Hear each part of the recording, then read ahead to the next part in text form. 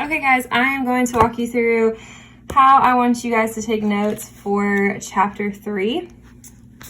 If you're flipping through your physical copy of the book, chapter 3 is on page 11. We are reading about Wendell today. And just like last week, I'm going to walk you through chapter 3. We're going to do this one together. And then you guys are going to go and do chapter 4 on your own. This week I wanted to do this chapter together because there's a couple changes we're going to make to our notes. So please make sure you watch this so that you know what tweaks and changes to make in your own notebook. So we're starting with Wendell. We are working our way through our notes just like last week. We've got his name. We know he's in the 40s or 50s. His ethnicity is white, specifically the American South. We know he is from Kentucky. So from here, we're going to start making inferences about the chapter. Okay, so we're going to start with question number 1. What does this character believe about life? So we're going to start on chapter 3 with that question. What does this character believe about life? So as I'm skimming and scanning, I think it's important to note they got news about their boy. And I think we can infer that his son, it looks like, was killed in the street.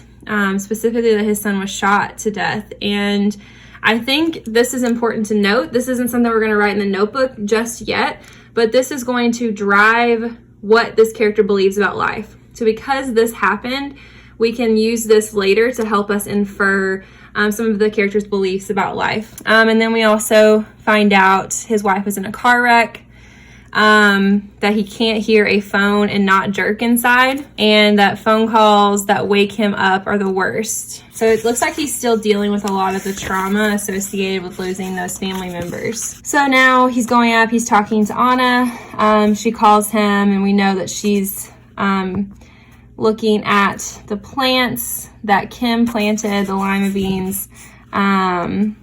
He's mad, so we can underline that. That could help us a little bit later. It also might be helpful to note that he grew up on a little farm in Kentucky. That might help us determine what this character believes about life. We also know that he's a school janitor that takes too much bossing all week. So that's something that gives us a little bit of insight onto how he feels about his job and what his job is specifically. Okay, we also should highlight that he knows words from the Bible, so that could also help us determine what he believes about life. Okay, and here we go. This is the gold mine. There's plenty about my life I can't change. I can't bring the dead back to life on this earth. I can't make the world loving and kind. I can't change myself into a millionaire. But a patch of ground in this trashy lot, I can change that. Change it big. Better to put my time into that than moaning about the other all day. So this one is going to be huge. This whole paragraph on page 15 is going to be huge in how we take these notes. But let's finish the chapter really quickly, and then we'll go back and start writing stuff down. I think this shows his action on that. Like, he is now acting on that belief that he can make a difference in this little garden by actually getting rid of all the trashes, and he's tossing out the biggest pieces of the broken glass. Okay, so from here, we can, I think, start to piece together what this character believes about life. We're going to say through hardship, because we cannot read that this character lost both his son and his wife and not call that a hardship. That is something that we can assume and we can infer completely changed the trajectory of his life. So through hardship, this character still believes he can make a difference.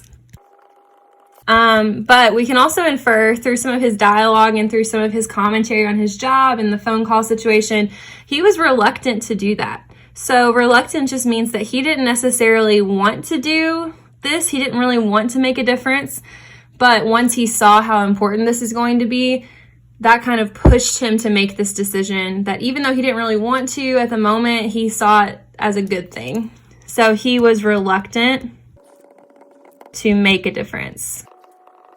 Okay, so that brings us to our second question for inferencing. What is this character concerned about right now?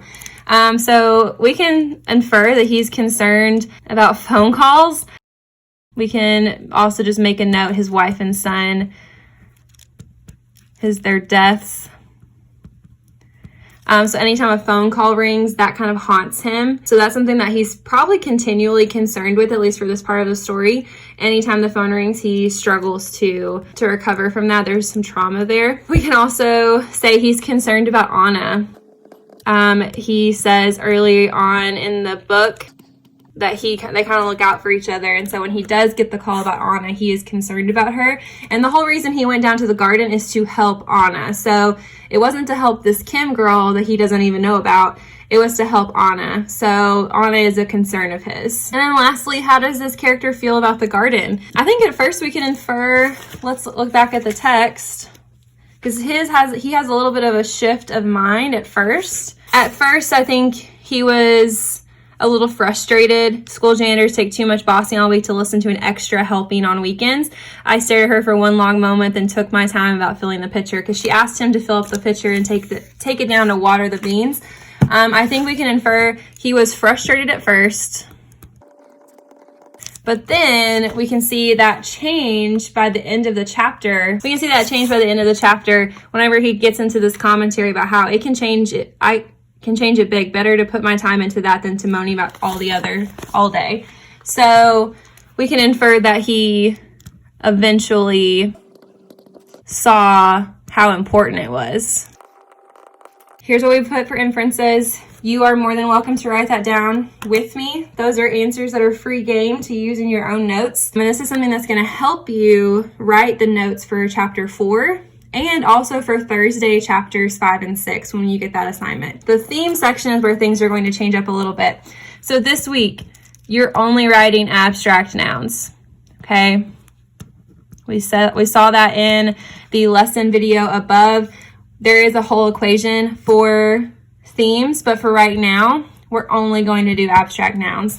So as we're reading through our text, and we can even use our inferences to help us with this a little bit, we are going to write down a couple different abstract nouns, which are things or ideas that we can't physically touch, that this author is revealing through Wendell's chapter. So I'm going to flip through and kind of share my thinking with you out loud, and then we'll write down a couple examples. So first, I'm seeing this little section. To me, this is about grief.